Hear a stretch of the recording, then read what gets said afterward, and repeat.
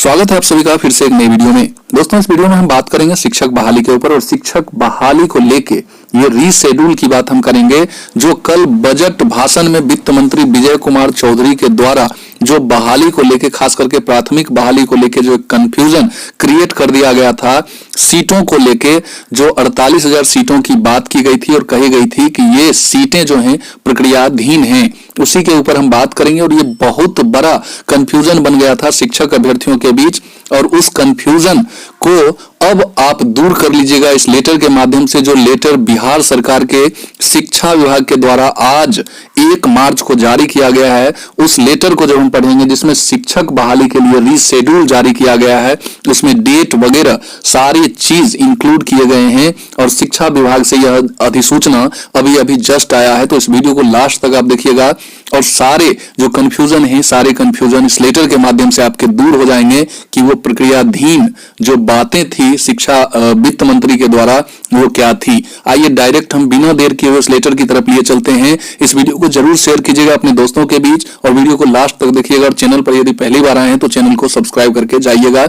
आइए उस लेटर की तरफ लिए चलते हैं। ये लेटर है बिहार सरकार शिक्षा विभाग अधिसूचना का ये लेटर है और ये आज ही ये लेटर जारी किया गया है। इसमें जो महत्वपूर्ण बातें हैं सिर्फ मैं उसी को पढ़ूंगा जो कि छठे चरण से रिलेटेड है। यानी कि आप तमाम जो शिक्षक अभ्यर्थी ये मान के चल रहे थे कि छठा चरण जो प्राथमिक की बहाली है वो अब समाप्त हो चुकी है और वो अब नहीं होगी, अब डायरेक्ट 7वें चरण की बहाली होगी। और इसी को लेके ये लेटर जो अब अधिसूचना जारी हुआ है, नोटिफिकेशन जो जारी हुआ है, उसको हम बड़े आराम से पढ़ेंगे और आप इसे समझ पाएंगे। यहाँ आप देख सकते हैं कि उक्त सभी चक्र की प्रक्रिया पूर्ण होने के उपरांत कतिपय नियोजन इकाइयों में विभिन्न कारणों से औपबंधित मेधा सूची प्रकाशित नहीं किए जाने एवं अंतिम मेधा सूची नहीं किए जाने, नियोजन, ये सारी चीजें हैं।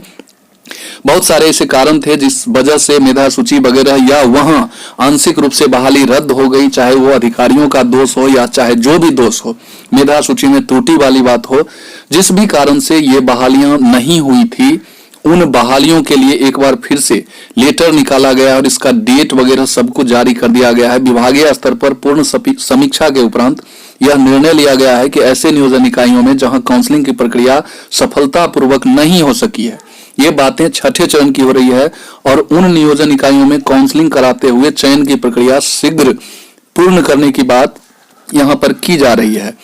अब यहाँ देखिएगा तो अब तक काउंसलिंग की प्रक्रिया पूर्ण नहीं कराने वाले नियोजन इकाई के संबंध में यह आवश्यक होगा कि 10 मार्च, यानी कि अभी 1 तारीख है, 10 मार्च तक इन लोगों को मेधा सूची जो है सो एनआईसी पोर्टल पर अपलोड करने के लिए कहा गया है।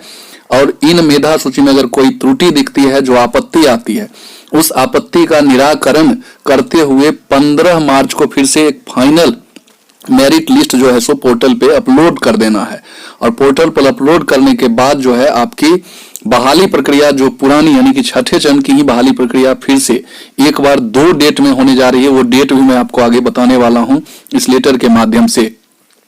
अब जब 15 तारीख को आपका मेधा सूची वगैरह लोड कर दिया जाएगा, उसके बाद आपकी बहाली होगी। और बहाली के लिए जो दो डेट दिया गया, यहाँ आप देख सकते हैं, नियोजन इकाइयों द्वारा मेधा सूची के अंतिम प्रकाशन के उपरांत अंतिम रूप से आयोजित होने वाले काउंसलिंग की तिथि एवं काउंसलिंग स्थल निम्न रूप में निर्धारित की गई है, जो कि नगर एवं प्रखंड नियोजन इकाई की बात कीजिएगा तो 17-18, यानी कि 17 मार्च और 18 मार्च को यहाँ नगर एवं जहां भी बची हुई है, जहां भी किसी कारण से बहाली नहीं हो सकी है, उन जगहों पे 2 डेट दिए गए हैं, 17 मार्च और 18 मार्च, जिसमें जिला मुख्यालय में 6 to 8 के लिए काउंसलिंग होगी और वहीं जिला मुख्यालय में 1 to 5 के लिए काउंसलिंग होगी। और फिर पंचायत नियोजन इकाई के लिए जो डेट दी गई है वो 20 मार्च को दी गई है।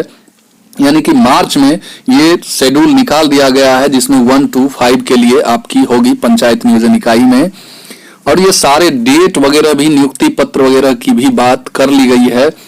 काउंसलिंग के उपरांत अगले कार्य दिवस नियोजन इकाई द्वारा चयनित अभ्यर्थियों की सूची संबंधित जिला के जो एनआईसी पोर्टल है उस पर प्रकाशित किया जाएगा। और प्रकाशित चयन सूची में जो अंतिम रूप से चयनित अभ्यर्थी होंगे उनका प्रमाण पत्र वगैरह, यानी कि डॉक्यूमेंट वेरिफिकेशन वगैरह करके 25 मार्च से 28 मार्च की अवधि के बीच नियोजन इकाई द्वारा जिला शिक्षा कार्यालय स्तर से निर्धारित स्थलों पर नियुक्ति पत्र वितरित किया जाएगा। चयन एवं नियुक्त अभ्यर्थियों के शेष सभी प्रमाण पत्र की विभागीय पोर्टल पर अपलोड करते हुए सत्यापन कार्य जो है 31 जुलाई तक पूर्ण किया जाएगा। तो ये 31 जुलाई 2023 तक ये कंप्लीट होगा, वो भी इस लेटर के माध्यम से। और बिहार की कितनी लचर व्यवस्था है ये आप देख सकते हैं। ये इतने दिन से ये सारे जो अधिकारी से लेकर नेता वगैरह जो विभाग है ये सोई हुई थी। ये सिर्फ और सिर्फ शिक्षक अभ्यर्थी जो भी आगामी शिक्षक भर्ती का इंतजार करें उन्हें बर्बाद करने का फुली एकदम कह सकते हैं कि प्लानिंग है, और इसे जुलाई में पूर्ण किया जाएगा। आप यहाँ देख सकते हैं कि 31 जुलाई तक जो है सो सारे चीजों को करके पूर्ण किया जाएगा। और ये लेटर का डेट भी मैं आपको दिखा देता हूं। यहाँ ये लेटर आज ही 1 मार्च आप देख सकते हैं 1 मार्च 2023 को ये लेटर जारी किया गया है। अब इस बहाली के पश्चात ही या क्या कुछ होगा ये देखना होगा। ये बहाली प्रक्रिया होगी, काउंसलिंग होगी बचे हुए सीटों पे जहां अभी तक भी एक बार भी काउंसलिंग नहीं हुआ है। और इस पर एक चीज कड़ाई से ये भी कहा गया है कि अगर जो भी अधिकारी पदाधिकारी हैं वो अगर इस दायित्व का या ये जो लेटर जारी किया गया है इसका अनुपालन नहीं करेंगे तो उन पर दंडात्मक या अनुशासनिक कार्रवाई की जाएगी। तो ये सारे चीज हैं।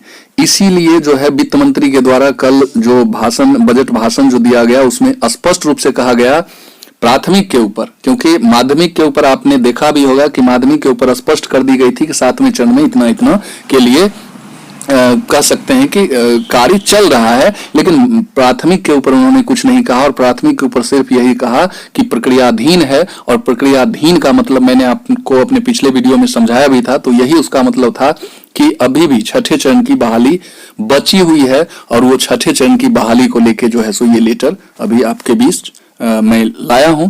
आई होप कि आपको ये समझ में आया होगा कि सरकार की क्या मंशा है। और ये बहाली आपकी जुलाई में 31 जुलाई को कंप्लीट मानी जाएगी जो कि यहाँ लिखी हुई है।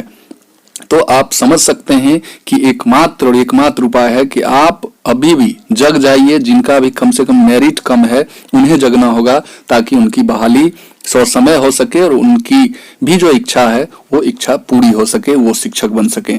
तो आई होप कि इस लेटर के माध्यम से आप सारी बातों को समझे होंगे और कल का जो कंफ्यूजन था वो भी आपका दूर हुआ होगा।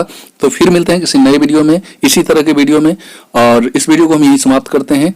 तब तक के लिए धन्यवाद।